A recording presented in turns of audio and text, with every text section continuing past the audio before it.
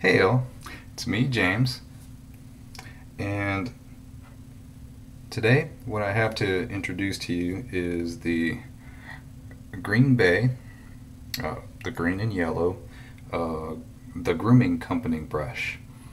These are distributed through North America, and for those that want to purchase through Bull Goose, who distributes these, this is where you get this at Bull Goose Shaving.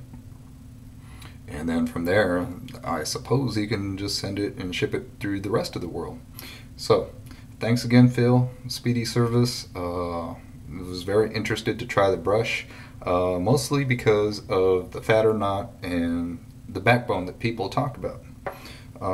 So, right off the bat, compared to my L'Occitane brush that I got from the store, I'm going to take the head off now. Alright, is that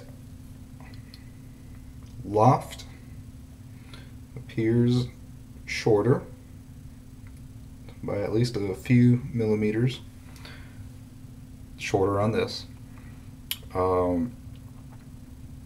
Thicker this way. I think these are around a 23 millimeter, and this is a 24-25, somewhere around there. So 22, 23, 24, 25-ish knot. What I noticed about the Craftsmanship is that here on the plisson you have no glue bump detectable right here. And it seems like it's flimsy when you touch it, but it really performs beyond what you think is flimsy, in my opinion. It's an excellent brush. All around brush that does pretty well.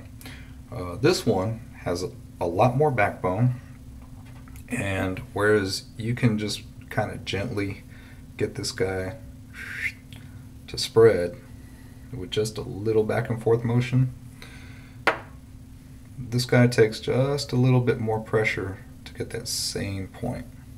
Maybe about the same push that I felt on the Edwin Jagger Chatworth Synthetic Edition, which is the version 2 of the STF from Mule. So this feels around that same type of density. As far as needing to push display a little bit more, maybe even just a little bit more than that. But what I noticed is that the knot is recessed in this. The knot is, you can detect the glue bump as you're pressing down here near the top of the handle. Also, you can see the glue just coming up on the fibers, creeping out just a little bit.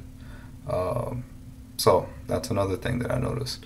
It also seems to me, from pressing on one side of this and then pressing on the other, that the knot is canted a little bit inside of the hole.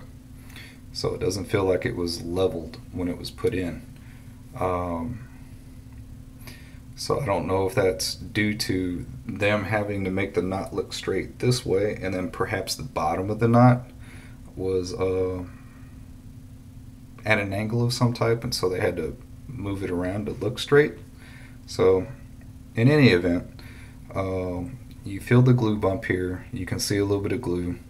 The handle itself, this lathe turned handle, this resin, is very nice. It's got a nice weight to it.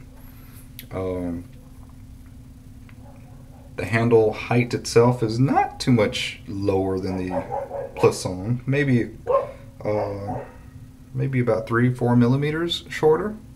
Where it's different is that your grip on the plisson is at the bulb portion and right here, which is away from the top, whereas this one shifts that to almost on the knot base. Other than that, I don't foresee it going to be difficult to lather with. We'll test that out here in a minute. The other thing that I noticed is that for the most part, everything is very smooth and nicely polished around the whole edges. However, underneath, there is just a tiny little bit of pitting that you can feel and see as you're looking with your eyeball. So the finish on the bottom, not as polished and smooth as the finish that's visible most of the time with it like that. So what else did I notice? It looks like some of the hairs, like on here, everything to me for the most part will deceive you that everything is going straight up, even though you do have some kind of like weaving motion inside to where you can see some going this way and then some going that way. On this one, a lot of the outside band almost looks like it's like a twist, like that, almost like a helix. So those are just some of the visual things that I pick up from it. Softness wise, yeah, you still got that softness there. As you can tell, the press down, it feels like it's going to need a little bit more pressure just to get this splay going on, but for a face latherer it should be great. I'm thinking it will be. That extra bit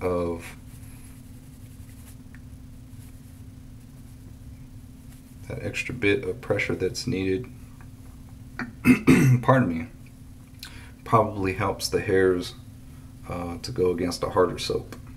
So that's what I'm thinking anyway. Now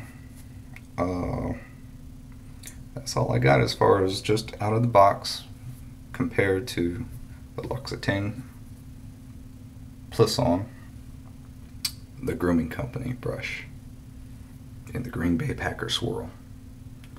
Alright, thanks for watching and hearing the thoughts out of the box.